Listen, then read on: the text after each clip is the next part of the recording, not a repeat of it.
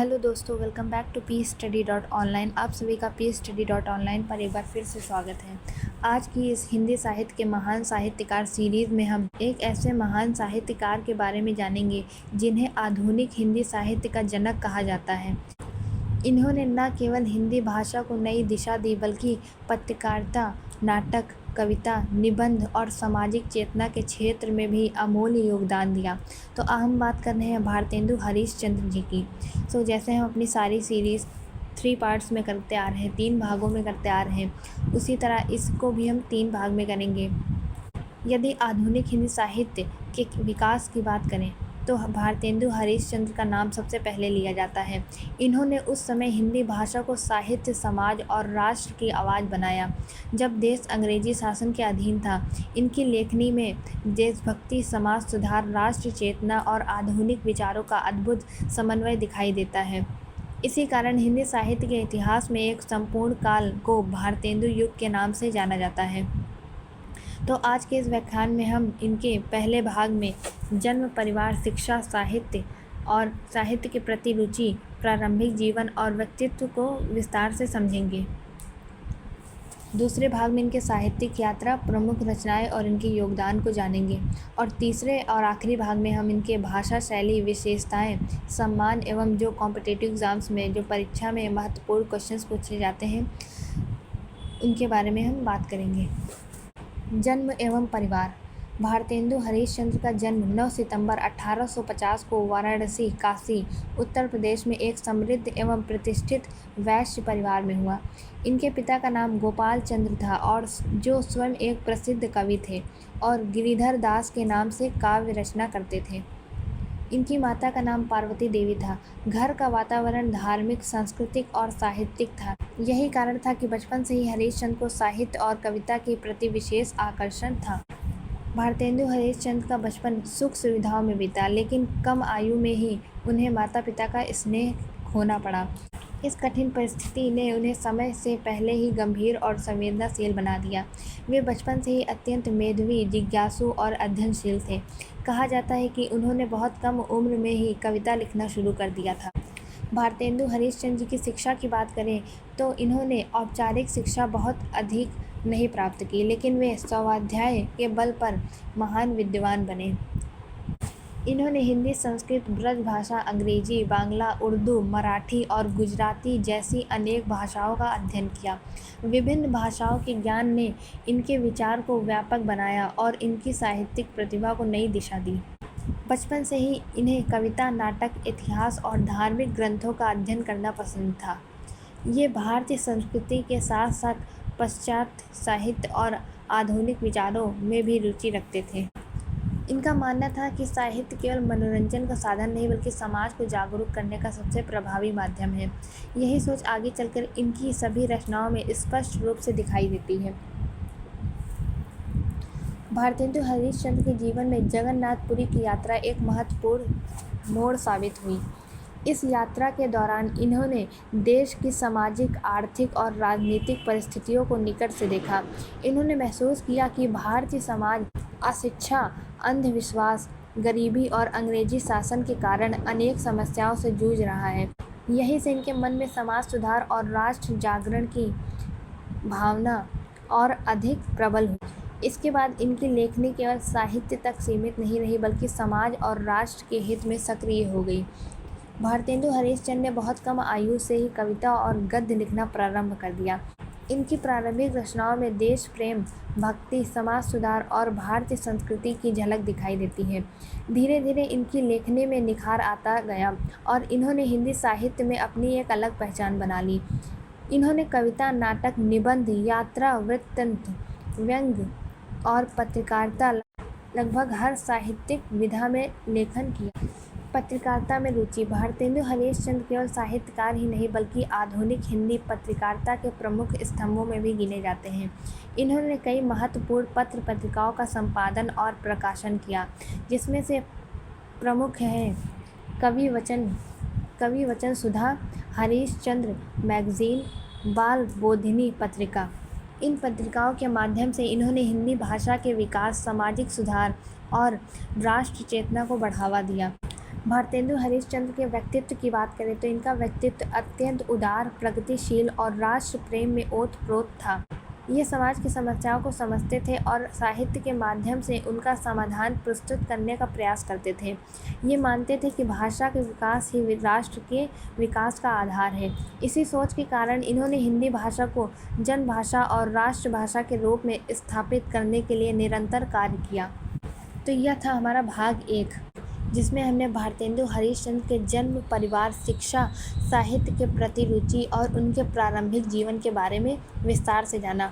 अब हम इस भाग 2 में उनकी साहित्यिक यात्रा, प्रमुख रचनाओं, पत्रकारिता, समाज सुधार तथा हिंदी साहित्य में इनके अमूल्य योगदान का अध्ययन करेंगे। भारतेंदु हरिश्चंद्र ने बहुत कम आयु में ही साहित्य लेखन प्रारंभ कर दिया था। इनकी प्रारंभिक रचनाओं में देशभक्ति, भक्ति, समाज सुधार और भारतीय संस्कृति की झलक स्पष्ट दिखाई देती है।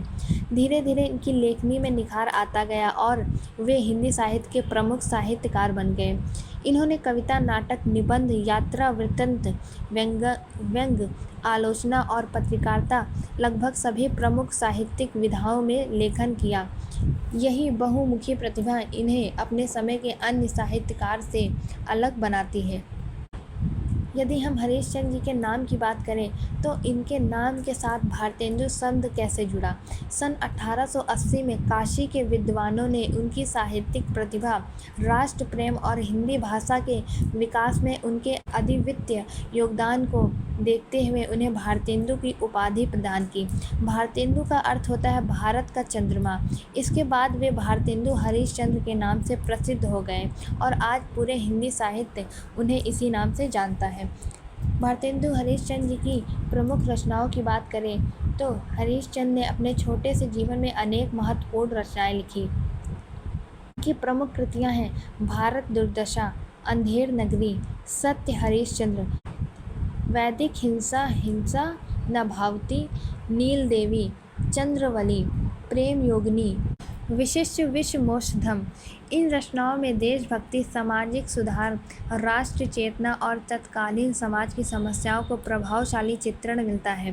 भारतेंदु हरिश्चंद्र की सबसे प्रसिद्ध रचनाओं में अंधेर नगरी का विशेष स्थान है।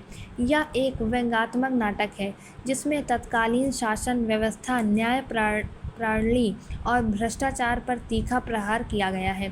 इस नाटक की प्रसिद्ध पंक्ति अंधेर नगरी चौपट राजा, टके शेर भाजी, टके शेर खाजा आज भी अन्यायपूर्ण व्यवस्था पर टिप्पणी करने के लिए अध्यधित की जाती है।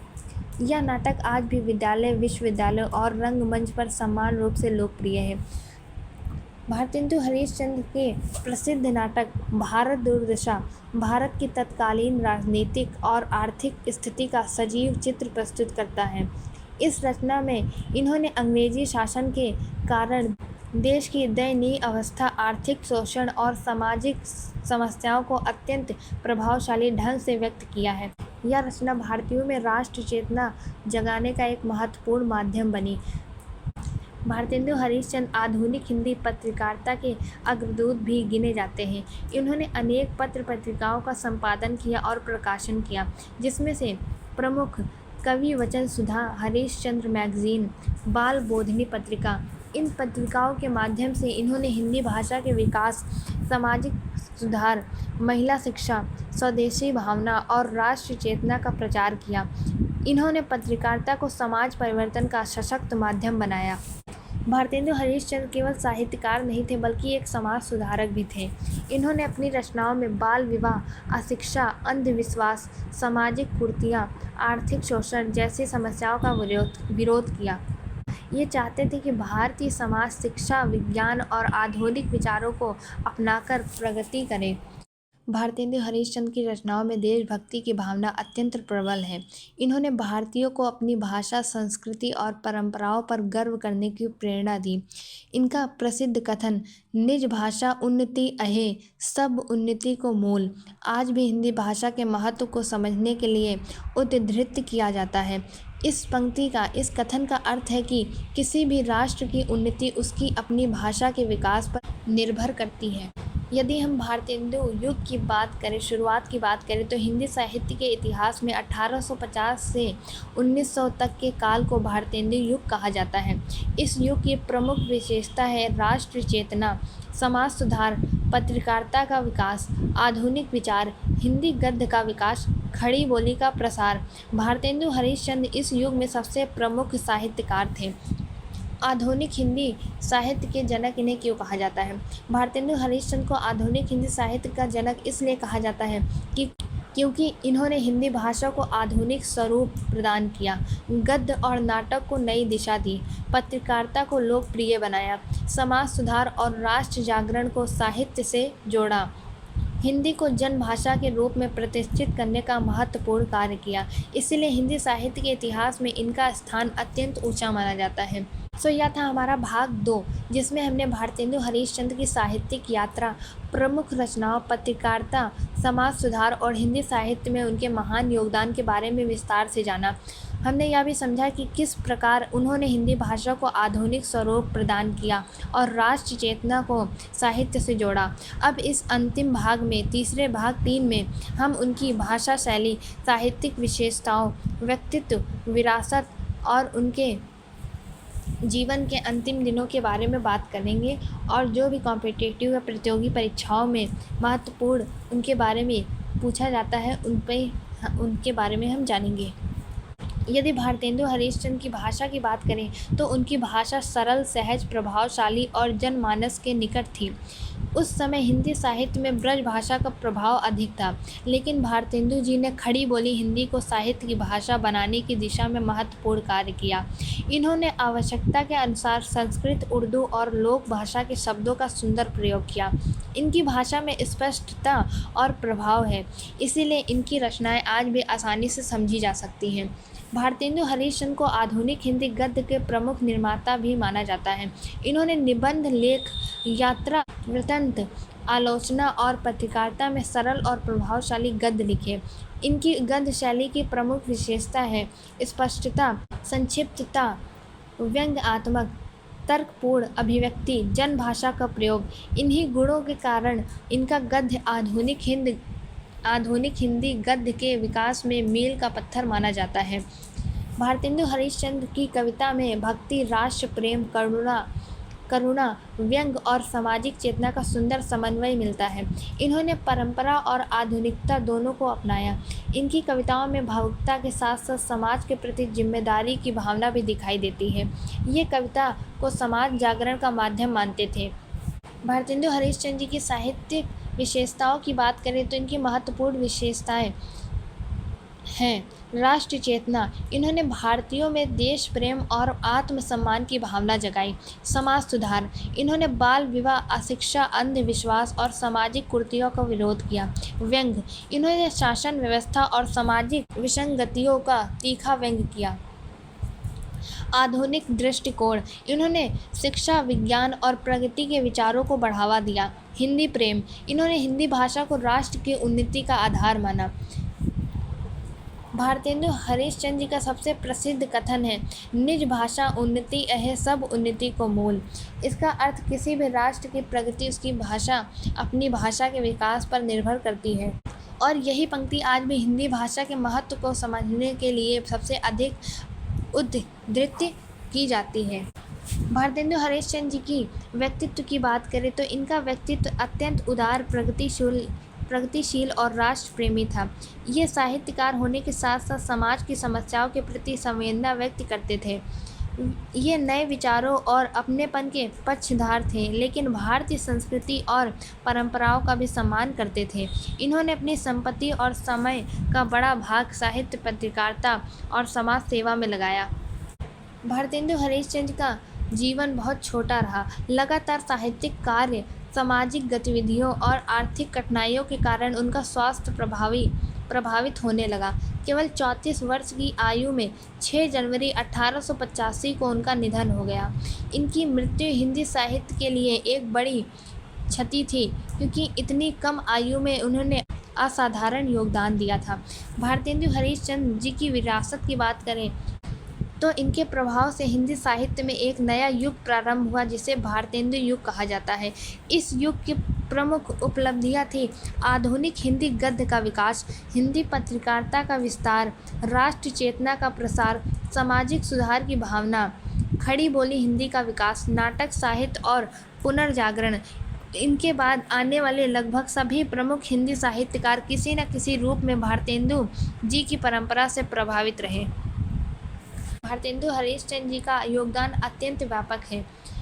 इन्होंने आधुनिक हिंदी साहित्य की नींव रखी, हिंदी गद्य को विकसित किया, नाटक साहित्य को नई दिशा दी, पत्रकारिता को लोकप्रिय बनाया, राष्ट्रवाद को साहित्य से जोड़ा, समाज सुधार की भावना को बढ़ावा दिया, हिंदी भाषा के प्रचार प्रसार के लिए निरंतर कार्य किया।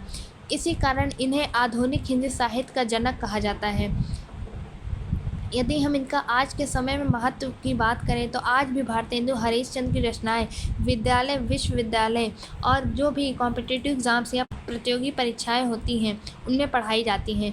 विशेष रूप से अंधेर नगरी और भारत दुर्दशा हिंदी साहित्य की अत्यंत महत्वपूर्ण कृतियाँ मानी जाती हैं। इनकी भाषा, विचार और राष्ट्र चेतना आज भी प्रासंगिक है। यदि आप MA, BA या किसी भी कॉम्पिटिटिव एग्ज़ाम की तैयारी कर रहे हैं या किसी भी MA, BA के छात्र हैं तो आपको हिंदी के सब्जेक्ट में इनके बारे में बहुत सा पढ़ने को मिलेगा। अब हम बात करते हैं जो भी परीक्षा, जो कॉम्पिटिटिव एग्ज़ाम में इनके बारे में पूछा जाता है। तो जैसे सबसे पहले है इनका पूरा नाम भारतेंदु हरीशचंद्र। इनका जन्म 9 सितंबर 1850, जन्म स्थान वाराणसी, काशी, उत्तर प्रदेश। इनके पिता का नाम गोपाल चंद्र गिरिधर दास, जो भी वो भी कवि थे। उपाधि प्राप्त 1880 में। प्रमुख कृतियाँ अंधेर नगरी, भारत दुर्दशा, सत्य, हरीशचंद्र, नील देवी। प्रमुख पत्रिका कवि वचन सुधा, हरीशचंद्र मैगजीन, बाल बोधनी। विशेष पहचान आधुनिक हिंदी साहित्य के जनक। निधन 6 जनवरी 1885, आयु 34 वर्ष की आयु में। इन तथ्यों से संबंधित प्रश्न BA, MA, UGC, नेट और कोई भी आप अगर TGT, PGT या CTET या सुपर टेट किसी भी प्रतियोगी परीक्षाएं कॉम्पिटिटिव एग्ज़ाम की तैयारी कर रहे हैं तो उन सभी में पूछा जाता है साहित्यकारों के बारे में। जीवन से मिलने वाली प्रेरणा की बात करते हैं। भारतेंदु हरीशचंद्र का जीवन हमें सिखाता है कि कम आयु में भी महान कार्य किए जा सकते हैं। इन्होंने अपनी प्रतिभा का उपयोग केवल व्यक्तिगत प्रसिद्धि के लिए नहीं बल्कि भाषा, समाज और राष्ट्र की उन्नति के लिए किया। हमें यह भी सिखाते हैं कि अपनी मातृभाषा का सम्मान करना और उसके विकास के लिए कार्य करना प्रत्येक नागरिक का कर्तव्य है। तो यह थी हमारे भारतेंदु हरीशचंद्र जी की पूरी जीवनी।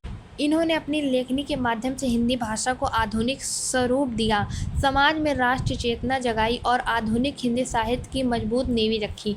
इसी कारण आज भी आधुनिक हिंदी साहित्य के जनक के रूप में आदर और सम्मान के साथ स्मरण किया जाता है। अगर आपको यह वीडियो अच्छी लगी है तो वीडियो को लाइक करें और चैनल पर पहली बार आए हैं तो सब्सक्राइब कर लें। और अगर आपको किसी टॉपिक पर वीडियो चाहिए तो आप कमेंट सेक्शन में बता सकते हैं। और जो ये मैं टॉपिक्स करा रही हूँ ये सभी आपके MA, BA, UGC, net, TGT, PGT, net, JRF जो भी आपके कॉम्पिटिटिव एग्ज़ाम्स होते हैं, प्रतियोगी परीक्षाएँ होती है, CTET, TET, इन सभी में पूछा जाता है। मिलते हैं अगली वीडियो में एक नए टॉपिक के साथ। Thank you for watching.